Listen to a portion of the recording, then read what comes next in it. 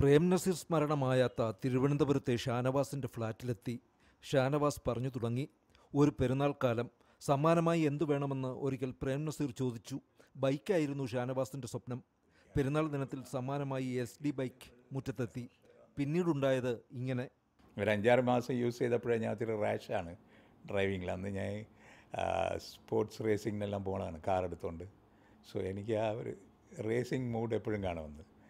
അപ്പോൾ ബൈക്കിലും ആ കളിയായിരുന്നു. അപ്പോൾ ഒരു ദിവസം കോളേജിൽ പോയിക്കൊണ്ടിരുന്നപ്പം his car was coming towards Sathya studios. അങ്ങോട്ടാണ്. എനിക്കും റോയപ്പെട്ട പോകണം. അത് തന്നെ റൂട്ട് രണ്ടുപേർക്കും. ആൻഡ് ഞാൻ ശ്രദ്ധിച്ചില്ല. ഞാൻ ഒരു ബസ് വന്നപ്പോൾ ഞാൻ പയ്യെ ഒരു പ്ലാറ്റ്ഫോമിൽ കൂടെ കയറി ഇറങ്ങി അങ്ങ് പോയി. ഞാൻ അവോയ്ഡ് ചെയ്യാൻ വേണ്ടി. ഇത് പുള്ളി ബാക്കിൽ നിന്ന് കണ്ടുകൊണ്ടിരുന്നത്. വൈകുന്നേരം വന്നപ്പോൾ അവിടെ ഒരു ബയ്യർ എല്ലാം റെഡിയായിരിക്കുന്നു. അപ്പം തന്നെ അടുത്തങ്ങ് വിട്ട് കളഞ്ഞു. എല്ലാവരും പ്രേം നസീറിനെ ഓർക്കുന്നു. അത് പറച്ചിലിൽ മാത്രമെന്ന് ഷാനവാസിൻ്റെ ഖേദം. ഈ പറച്ചിലേ ഉള്ളൂ ഞാൻ എല്ലായിടത്തും കേൾക്കുന്നത്. Nothing more than that. ആക്ഷനൊന്നുമില്ല. I don't know why they ignoring. Because is he a Muslim or was he only for Congress? ഈ ഫോട്ടോയിൽ കാണുന്ന പിതാവിൻ്റെ രൂപമാണോ എപ്പോഴും മനസ്സിലുള്ളത്? ഈ ഫോട്ടോ എടുത്തത് ഞങ്ങൾ എൻ്റെ ആ ബൈക്കിൻ്റെ കാലത്തിലുള്ളതാണിത്. ബൈക്ക് വിറ്റ സമയത്തല്ല, ആയിരുന്നെങ്കിൽ മുഖത്ത് ഈ സന്തോഷം സങ്കടം കാണുന്നത്.